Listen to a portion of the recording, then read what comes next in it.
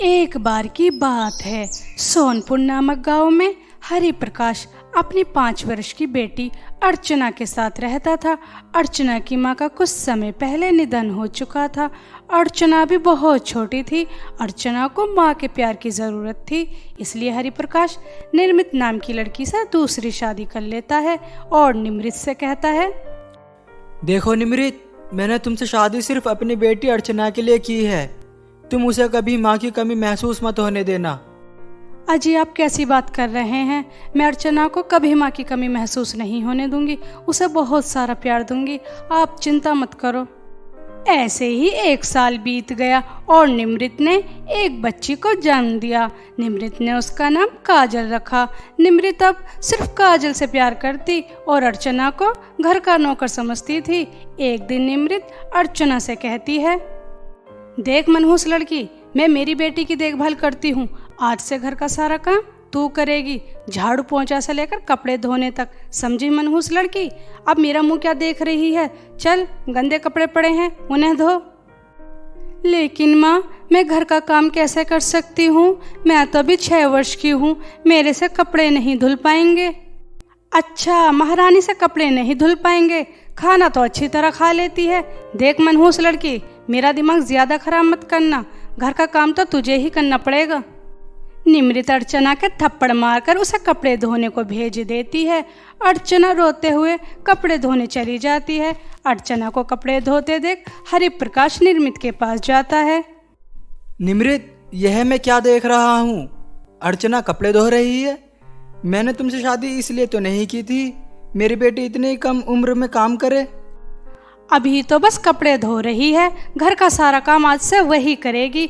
और अगर अपनी बेटी की ज्यादा साइड ली तो तुम बाप बेटी को घर से निकाल दूंगी, क्योंकि सारी प्रॉपर्टी मैंने अपने नाम कर ली है। अगर तुम बाप बेटी को मेरे घर में रहना है तो चुपचाप जैसा मैं कहती हूँ वैसा करना, नहीं तो तुम जानते हो। यह सब सुनकर हरि प्रकाश चुप हो जाता है और अपनी बेटी को घर का सारा काम करते देख रहा होता है। कुछ दिन ऐसे ही बीत जाते हैं और एक दिन निमृत काजल को अपने हाथ से खाना खिला रही थी। अर्चना निमृत के पास जाती है। माँ, रसोई घर में खाना नहीं है, मैंने सुबह से कुछ नहीं खाया, क्या आप मुझे थोड़ा सा खाना दे सकती हैं? काम कर कर के मेरे हाथ सूज गए हैं, मैं अपने लिए खाना नहीं बना सकती। नहीं, अभी तुझे खाना नहीं मिलेगा, अभी मेरी बेटी काजल खा रही है, उसके बाद मैं खाऊंगी। अगर हमारी माँ बेटी की थाली से कुछ बच जाता है तो तू मनहूस खा लेना, जब देखो मेरे खाने पर नजर रखती है। अर्चना बहुत भूखी थी, वह थाली से खाना बचने का वही इंतजार कर रही थी। जब उनका झूठा खाना बच जाता है तो अर्चना उसे खा लेती है। ऐसे ही कुछ साल बीत गए। अर्चना और काजल बड़ी हो गई। अर्चना बहुत ही सुंदर और समझदार हो गई, मगर काजल को निमृत के लाड प्यार ने बिगाड़ दिया था। काजल बस सारा दिन शॉपिंग करती, क्लब में जाती और लड़कों के साथ घूमती थी।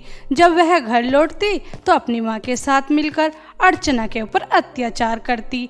एक दिन काजल अपनी माँ से कहती है, माँ देखो ना, मेरा रूम कितना गंदा हो रहा है, ज़रा आप उस बहन जी को बुलाकर मेरा रूम साफ करा दो। मैं शाम को अपने दोस्तों के साथ घर आऊँगी, उस बहन जी से अच्छा अच्छा खाना भी बनवा लेना। मेरे दोस्तों में मेरी नाक नहीं कटनी चाहिए। नहीं नहीं मेरी प्यारी बच्ची, तू जा, मैं उस मनहूस से सारा काम करा दूंगी, तू चिंता मत कर। ऐसा कहकर निमृत अर्चना को आवाज़ लगाती है, ओ महारानी कहाँ है, जल्दी मेरे पास आ, बस काम ना करना पड़े, इधर उधर घूमती रहती है, पता नहीं इस मनहूस से कब पीछा छूटेगा। तभी अर्चना निमृत के पास आती है। क्या हुआ माँ, सब ठीक तो है ना? आप क्यों चिल्ला रही थी? जब तक तू मनहूस मेरी छाती पर रहेगी मुझे कहाँ सुकून मिलने वाला है। पता नहीं कौन सा दिन होगा जब तू मेरा और मेरी बेटी का पीछा छोड़ेगी। खैर सब छोड़, मेरी बेटी का रूम साफ कर और शाम को उसके दोस्त आएंगे, अच्छे अच्छे पकवान भी बना लेना और ध्यान रहे सारा काम अच्छे से होना चाहिए। ठीक है माँ। शाम हो जाने के बाद काजल अपने दोस्तों के साथ घर आ जाती है। काजल के दोस्तों में एक लड़का था अनिल, जो बहुत ही अच्छे स्वभाव की लड़की की तलाश में था। जिस लड़की की तलाश में अनिल था, वह सारी खूबियां अनिल को अर्चना में दिखाई देती हैं। अनिल काजल से कहता है, काजल, ये लड़की कौन है? कितनी सुंदर और समझदार लग रही है। ओह, ये बहन जी, अरे यार, ये काम वाली की बेटी है, तुम इस पर ध्यान मत देना। काजल, मुझे हमेशा से ऐसी लड़की की तलाश थी।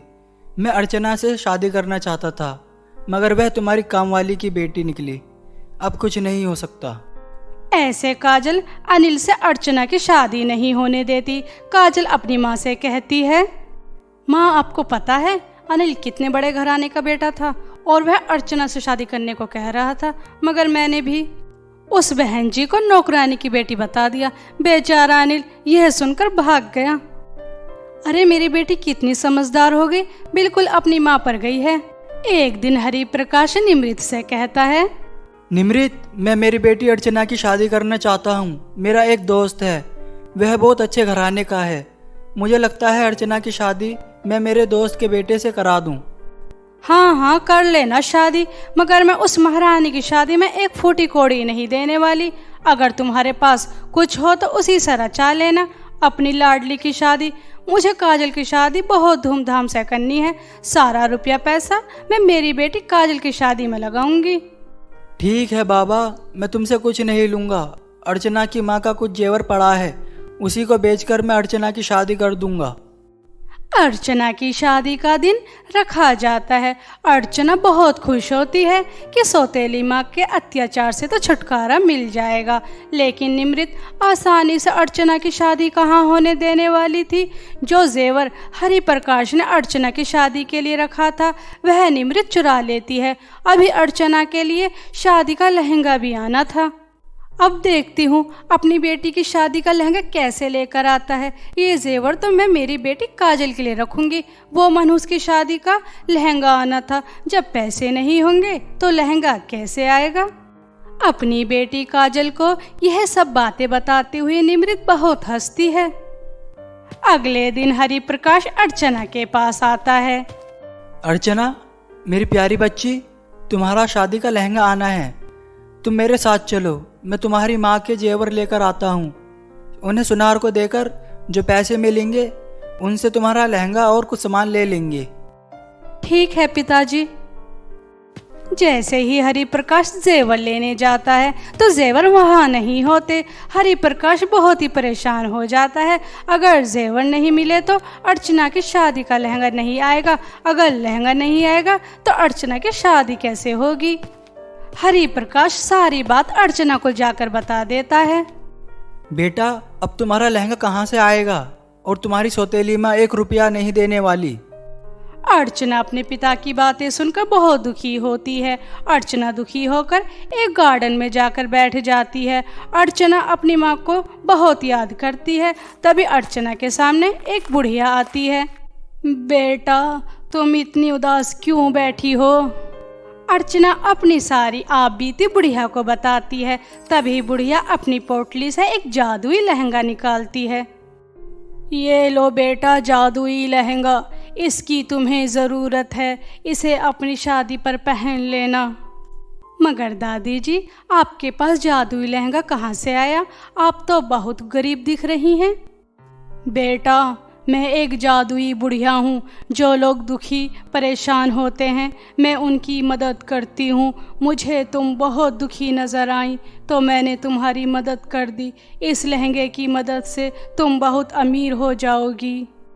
अर्चना खुशी खुशी वह जादुई लहंगा लेकर घर आ जाती है और अपने पिता को सब बता देती है कि कैसे एक बुढ़िया ने जादुई लहंगा दिया। अब वह दिन आ गया जिस दिन अर्चना की शादी होनी थी।